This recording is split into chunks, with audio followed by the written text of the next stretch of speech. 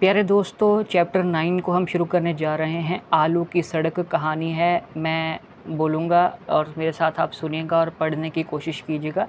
इकाई 3 हमारी यूनिट 3 शुरू हो चुकी है। हमारा खान पान से जुड़ी हुई ये इकाई है और NCERT क्लास 1 हमारा हिंदी की पुस्तक सारंगी चल रही है। पाठ 9 आलू की सड़क। एक भालू था, उसे नानी के घर दूर जाना था। रास्ते में खाने के लिए भालू ने बोरा भर आलू पीठ पर रख लिए। आप देख सकते हैं ये रास्ता है, ये भालू है। एक येलो कलर के बोरी में उसने आलू रखे हैं और यहाँ पे एक पंचर पट्टी लगी हुई है पिंक कलर की और रास्ते में जा रहा है भालू अपने नानी के घर। और रास्ते में खाने के लिए उसने क्या रख लिए अपनी पीठ के ऊपर एक बोरा भर के आलू रख लिए।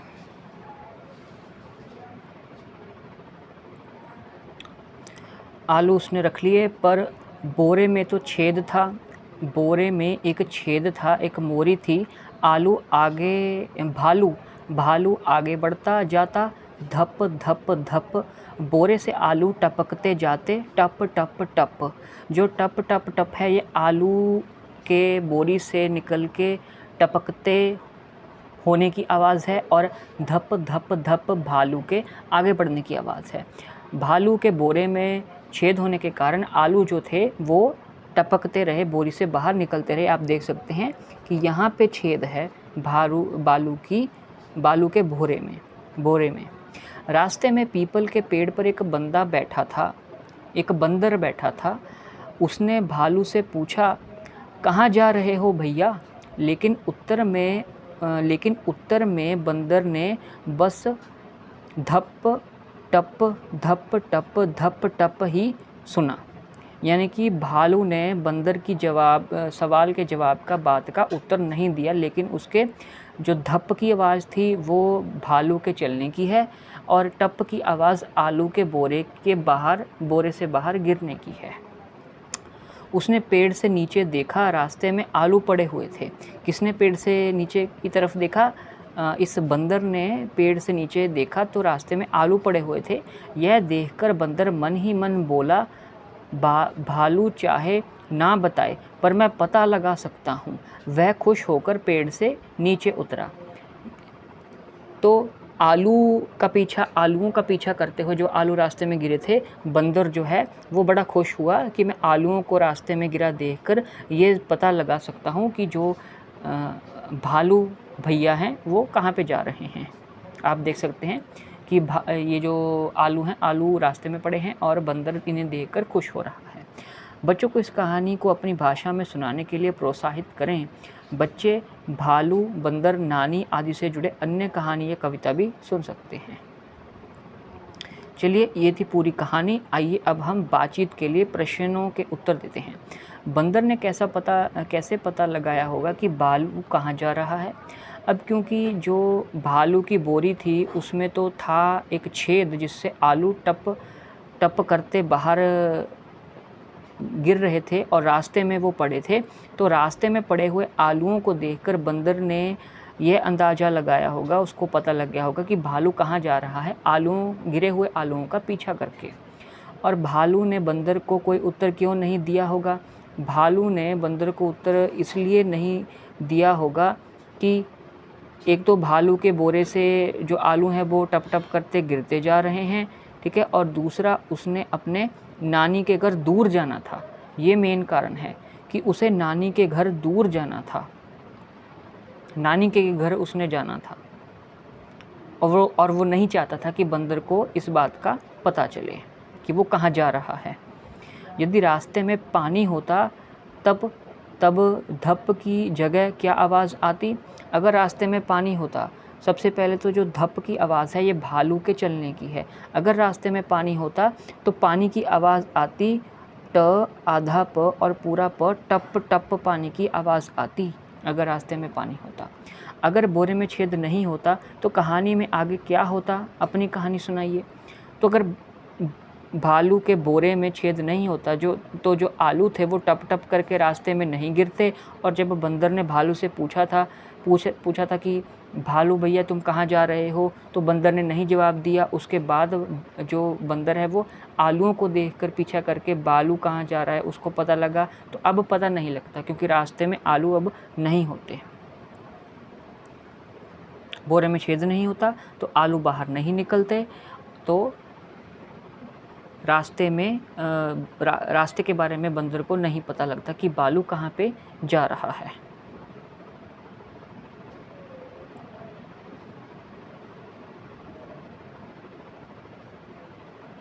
पीपल के पेड़ पर बंदर बैठा था।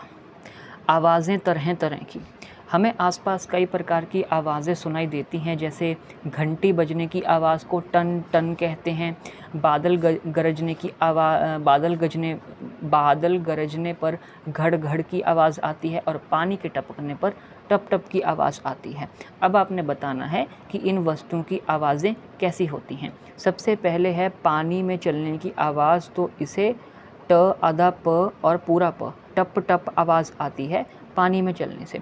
सूखे पत्तों पर चलने की कैसे आवाज़ होती है, आधा च पूरा प, चप चप करके आवाज़ आती है पत्तों पर चलने से। गुब्बारा फूटने पर कैसी आवाज़ आती है, ठ को बड़े आ की मात्रा ह, ठा ठा ऐसी आवाज़ आती है। आगे है बर्तनों का गिरना। बर्तनों के गिरने पर कैसी आवाज़ आती है, खन खन। बर्तन जब एक दूसरे से टकराते हैं फर्श पे तो खन खन की आवाज़ आती है। और बारिश की बूंदों का गिरना, अब बारिश की बूंदें भी पानी से ही बनी होती हैं तो वहाँ पे भी टप टप की आवाज़ ही आएगी। और माँ का पुकारना पर कैसी आवाज़ आती है, बेटा ऐसी आवाज़ आती है। या आपका जो नाम है वो लिया जाता है, आपका जो निकनेम है वो भी ले सकते हैं। शिक्षण संकेत में है कि बच्चे जो भी उत्तर दें उन्हें स्वीकार करें, आसपास की अन्य आवाज़ों के बारे में भी चर्चा करें। सही उत्तर चुनकर अब हमने लिखना है। तो पूछा क्या गया है कि बंदर कौन से पेड़ पर बैठा था, पीपल के पेड़ पे बैठा था कि बेर के पेड़ पर बैठा था। तो यहाँ पे हमने ऊपर डिस्कस किया था कि रास्ते में पीपल के पेड़ पर एक बंदर बैठा था। तो बंदर कहाँ पे बैठा था, पीपल के पेड़ के ऊपर बैठा था। तो सही जवाब है आपका पीपल। आगे है भालू कहाँ जा रहा था, नानी के घर के दादी के घर।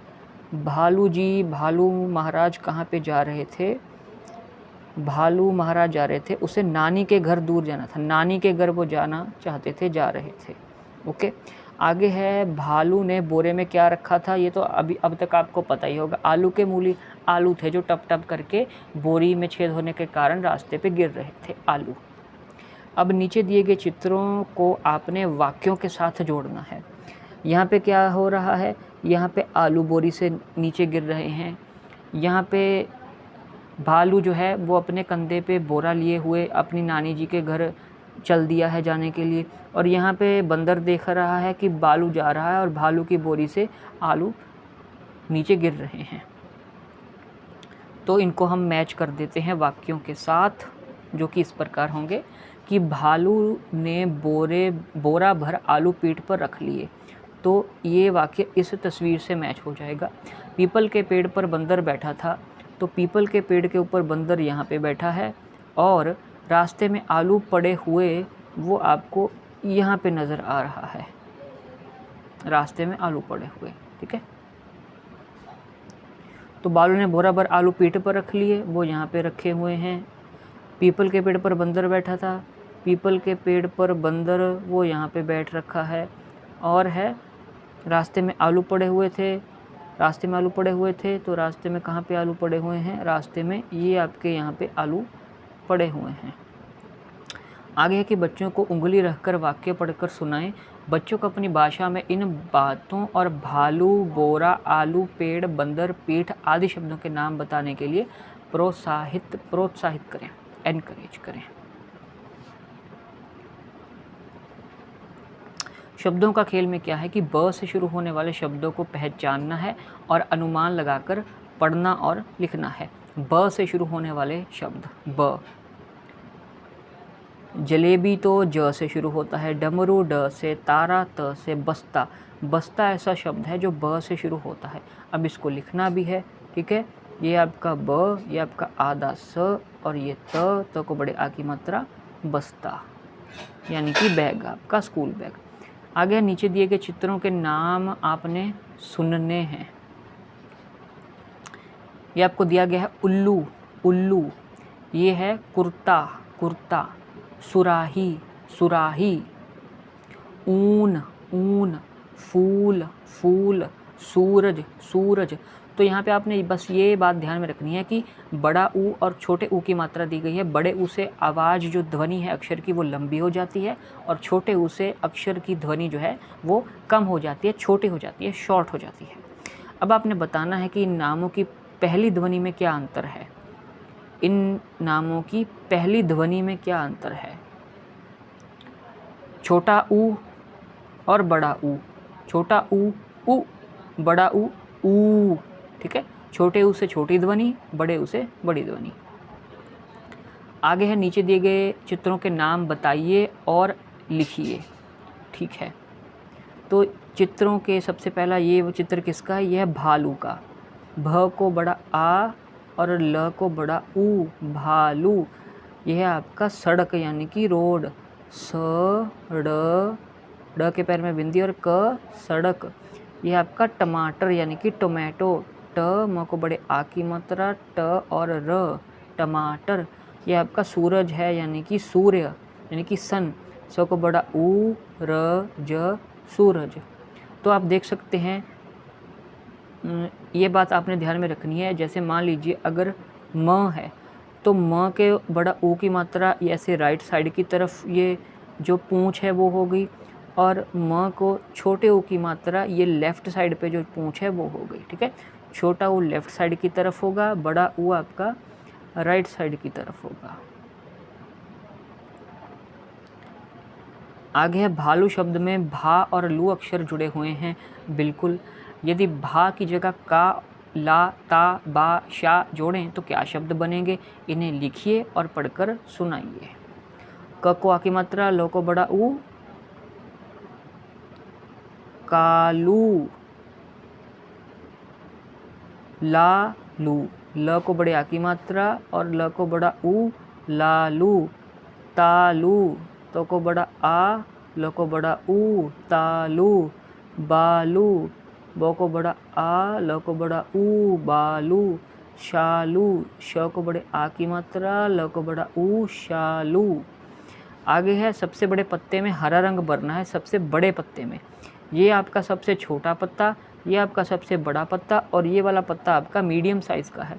तो यहाँ पे आपने रंग भर देना है, ये आपका बिग पत्ता है, ठीक है। ये वाला पत्ता सबसे बड़ा पत्ता। शिक्षण संकेत में दिया गया है कि उल्लू, कुर्ता, बगुला, ऊन, फूल, सूरज, उल्टा, तरबूज आदि शब्दों की सहायता से बच्चों को छोटे और बड़े की ध्वनि, आकृति और उनकी मात्राओं से परिचित कराएं। लू से बनने वाले अन्य शब्द भी पूछें। ये हमने सभी कर लिया है। कालू, लालू, तालू, बालू, शालू, ठीक है। और छोटे ऊ और बड़े ऊ के बारे में भी बता दिया है कि छोटा ऊ लेफ़्ट पे डंडी और बड़े ऊ में ऐसे राइट साइड पे, ठीक है, राइट साइड पे। बड़े ऊ में ऐसे राइट साइड पे पूंछ है, ठीक है।